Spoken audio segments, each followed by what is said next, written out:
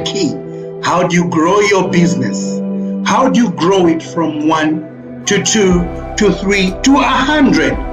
And this is a question most of the entrepreneurs have in Uganda. And today I want to tackle that because that's really hitting the nail on the head. How do you grow your business? Many people have started businesses. Entrepreneurs are more in Uganda than they are elsewhere in Africa. We have more entrepreneurs, but they don't even survive the first year of their existence. What's really the cause? Why can they grow their idea from 1 to 100, from A to B to C to Z? This is a problem of Africa. We need to understand how to grow the business, the idea from A to the next level. How do you do that? How do you explain the mortality rate of African entrepreneurs? So let's dive into this.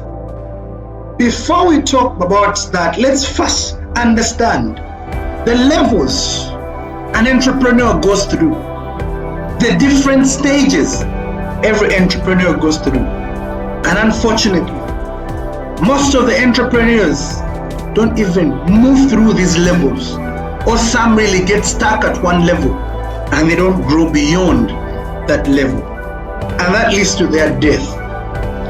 Let's talk about the levels an entrepreneur goes through before he becomes someone who is impacting nations. Always wondered why African entrepreneurs don't start businesses that are exported into other countries. It's always other countries that export their businesses in Africa.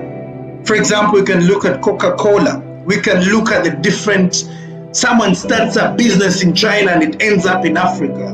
Starts a business in Asia and it ends up everywhere in the world. What do they know that we don't know as African entrepreneurs?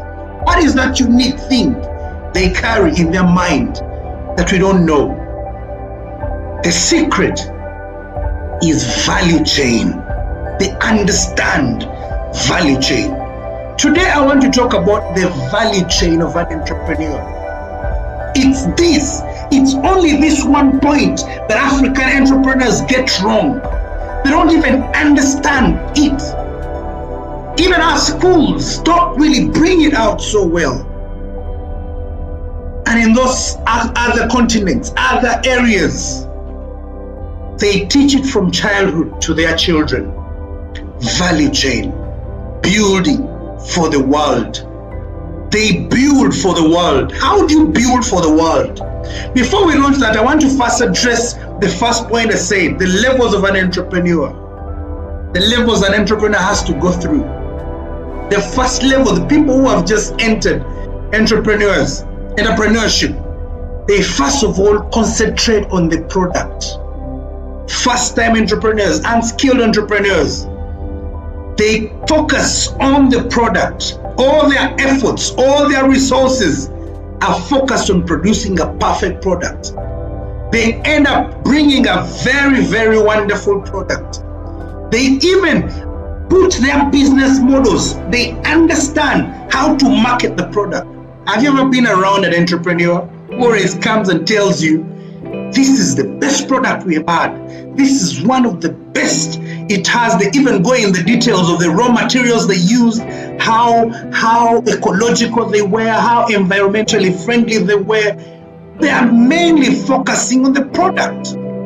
Most of those entrepreneurs don't even survive for the first year, yet they have the product they say that is a winner.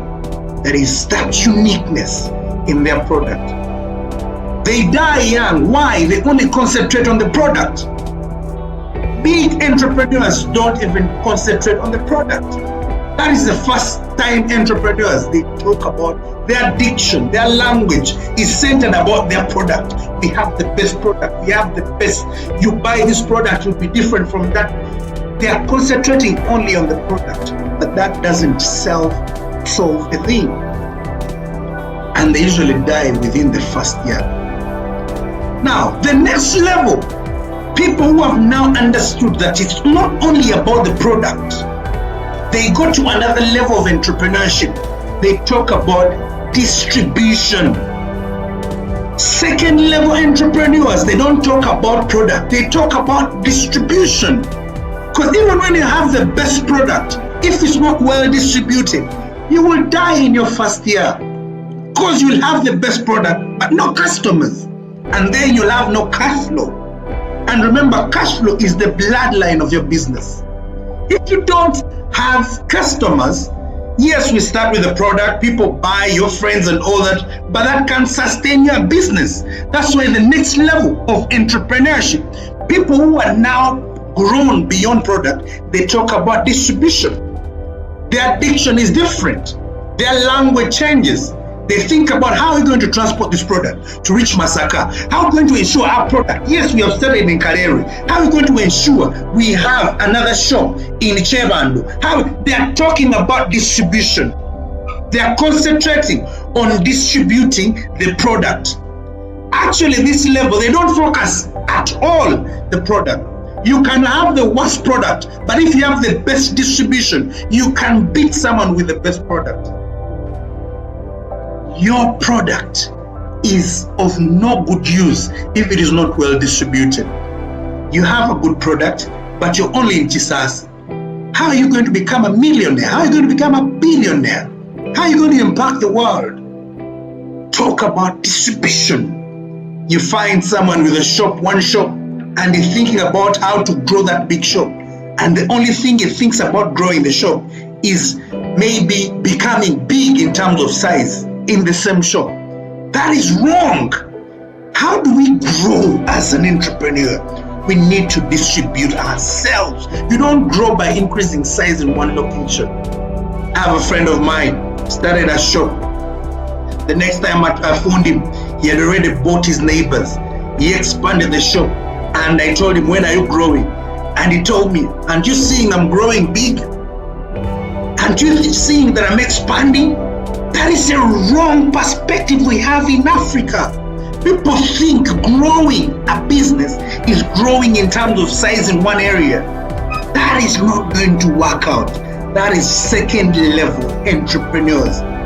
Those ones really survive. Those who talk about distributing their product, they survive for maybe 5 years. But you all know that the mortality rate of entrepreneurs is 5 years. We have seen those who talk about product, they don't survive the first year. Those ones die. But those ones who are well distributed, you find someone has a shop in Chikubu, has a shop in Kawempe, has a shop in Wise, has a shop. Those ones really survive. But they also don't survive for long. That's why we always wonder, we stop at that level and we wonder, why do businesses fail after 5 years? After 5 years that they existed, they are doing the same thing, the same right things. Why do they die out? It's because they don't evolve to the next level of entrepreneurship, which I want to talk about today. The next level of entrepreneurship is value chain. Value chain. And this is not talked about most times in Africa. We don't talk about value chain. What is really value chain? Being a student of procurement, I was lucky and introduced to supply chain. And therein I extended my mind to understand the business life. Why businesses fail. I had an epiphany and realized businesses fail because after 5 years mark, because they don't grow to the level of developing their value chain. Value chain is really owning your garden. Owning things from where they are, from the source. You see, for example, you're dealing in shoes for 5 years. You don't even know how to make shoes. You have to evolve and make your own shoes. Get to understand. You may not actually start by build, but build backward. Build backward. Maybe first understand, where does leather come from? Where does, now, okay, what are the raw materials they use to make these shoes? Can't I make my own shoes? You get? Then you're thinking beyond the level of distribution. You're thinking of building your own value chain. You can't compete with someone who has his own value chain. Let me give you an example of a restaurant. Someone starts a restaurant and he gets good customers. Like there's a restaurant we like here with my friend, with my colleague. It's in Luzira. It's called Ajati Anisha. She has good food that everyone comes around and actually enjoys. But the problem with her, she's still on the first level. Like I told you, first level of entrepreneurship. She's in one place. She's not well distributed. So she's impacting just a portion of the population. Let's say she's well distributed. She goes to the next level of entrepreneurship. She starts different kind of outlets. Maybe she goes to Mitiana and all that. Maybe she opens up 10 outlets. When you reach that level, my brother, your supply chain will be antagonized, because that means you require more materials, raw materials. You require a lot of spices and all that.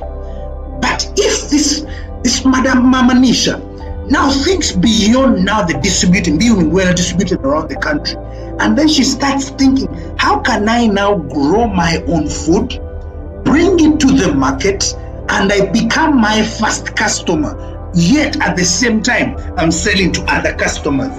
You get? That is growth. The reason Mama Nisha will reach a level and be stagnant is for her to be well distributed and stops at that level. She will not grow beyond that. But if she now starts thinking backward, okay, where do I get my tomatoes? Who sells me my tomatoes? Now, who sells me my matoke? Am I telling you to start matoke farm? You start? No. Start identifying where you get your raw materials, the ones that support you.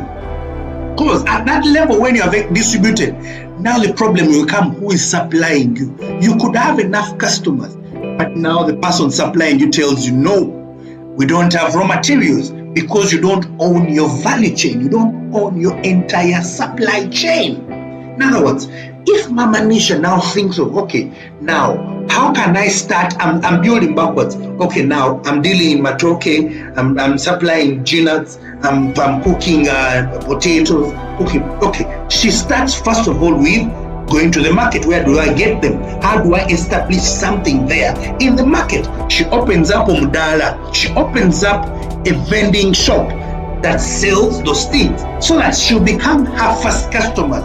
Why does she need to start Omudala? To ensure that she has sustainable supply.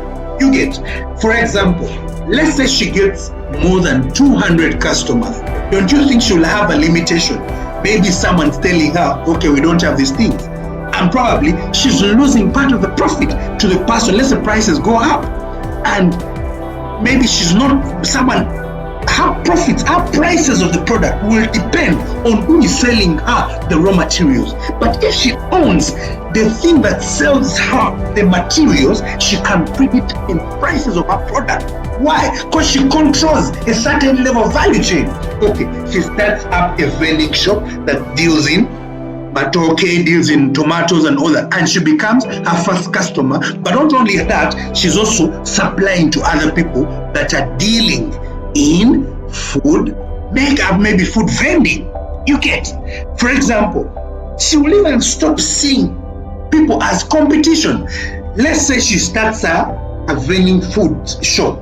She will not only talk about, okay, this is my competitor, and most entrepreneurs die in competition there. They think, I now have to improve this, fight this person because it's my new competitor. No, that new person, if you own your value chain, he becomes your customer, but on another level. You won't even be fearing someone starting a food vending shop near you, because you will be able to explain to him, by the way, we're in the same business. I supply matoke, I supply this, but he's not buying from you food direct, but he's buying your raw materials. Are you seeing how you're growing? Are you seeing how you're viewing beyond competition? You're not actually in the realm of competition. You're seeing everyone as a potential customer. There you're growing as an entrepreneur. Okay, he doesn't stop at starting a vending shop. Sorry, a grocery store that sells all those foodstuffs. Now he thinks, okay, where I've started this shop, where do these shop people get the products from? Now they go, okay, they get them from the farmers. Where are these farmers found from? Then he goes and establishes a relationship with the farmers. Are you seeing how he's building towards the garden? Okay, now she goes, okay, where do the farmers get these things from? The farmer gets it from the garden. Now Mama Anisha will go buy land maybe in Kapeka and start a banana plantation and start maybe a tomato plantation. Are you seeing how she has built her value chain from just owning a restaurant to owning an entire value chain? The garden. Are you realizing that? Now, tell me, how can someone come and compete with Mama Nisha's restaurant if she can predetermine her prices? You get it? That's why small entrepreneurs can't fight big businesses, because these big businesses have their own value chain. You can't beat them in price wars. The moment you reduce your product and then you say my product is cheap and all that, they will go in their value chain and they will tweak the price just a little and they will squeeze you out of market, because for them they control the raw materials they get, they control from where they get them, and from that point they get them cheaply to them. Or you will find that you're competing with them but you're buying raw materials from them indirectly without you knowing, because they own an entire value chain. They won't see you as a competition, they will see you as a customer but in another angle. Are you seeing why business don't survive for long? And people totally concentrate on the end side of value chain. Trading, you buy things for cheap and sell them expensively. But grow out of that level, because you're still dealing in the product realm. Go in the years, first start with the product realm. Everyone starts with a product, of course, and then it grows to how do I distribute myself to supply this product to the bigger population. Yes, that's a good level. But when you reach the bigger population, someone will control your supplies. And if he's your competitor, he will squeeze you out of market by kind of hoarding the raw materials from you. If he owns the supply chain, if he owns the value chain. You as an entrepreneur, how do you grow your business? Develop your value chain. First of all, it starts with understanding what's your value chain. Start asking yourself the right questions. You're dealing in maybe stationery. Ask yourself, how do they make these papers? These are the questions entrepreneurs have to ask themselves. How do you turn pulp? Pulp is a tree, the cut tree from which they make papers. How do they process papers? Maybe you can start a processing plant. Which trees really make papers? Kind of develop your value chain. But at least start with knowing what your value chain is. You're dealing. I always ask people, okay, you're dealing in what? You're dealing in clothes. Do you even know what they use to make clothes? Do you even know? That's the difference between African entrepreneurs and European and Asian entrepreneurs. Because for them, you bring them a product. They don't only look at the product, they dissect the product, open and look at the raw materials, and they make their own product and they come and sell it to Africa. Someone in China, you give them a phone, they open it up and they get to understand the raw materials. Why do they understand the raw materials? Because they want to understand what are the ingredients of making this product work. So they go, even a kid can make a phone and they come and sell in Africa. That's why African entrepreneur businesses are not exported outside, because we are only dealing in the product realm. How can you sell a product from where you bought it? We get a phone and then you start a phone shop. You think you will sell it to Asian, you will sell it to America? You won't, because you're in the product realm. You will only grow to a level of distributing yourself in the country, and then you will die after 5 years because of the constraints that will come your way. Africa has become just a market for the European, for the Asian entrepreneurs. We are just in the product realm. We are a market for the entrepreneurs outside.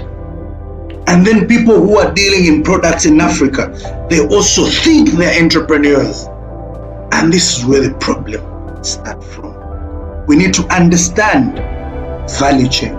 We need to invest backward, not just in product, businesses alone. We need to learn how to process. We need to know we have the biggest source of raw materials, but other continent entrepreneurs come in Africa, pick the raw materials, take them, they process them, and then they sell to us as products. It's our time to rise up as Africans and we make a difference for the world, for we have everything that is required for us to impact the world. Let's pick some principles from the Bible When God was giving Adam the world, he didn't give them a product. He gave him a garden. And from the garden, we see all these products have come through. Everything we need, every product comes from the garden. Entrepreneurs, we need to know how to own our gardens. We need to learn how to turn tree to furniture. We need to learn how to turn stone to cement. We need to understand how to turn fruits into juice. We need to know how to change cattle into shoes. This is where we are lacking. These are the things entrepreneurs need to know in Africa. This is Kingdom Entrepreneurs, where ideas flourish.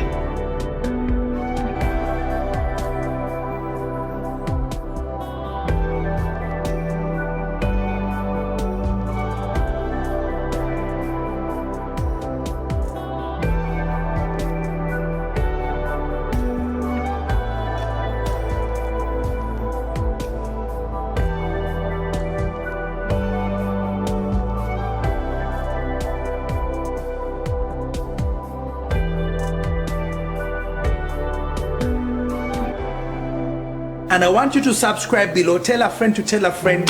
I'm telling you, if you've liked this, if it has brought value to you, tell a friend to subscribe, and more is coming your way.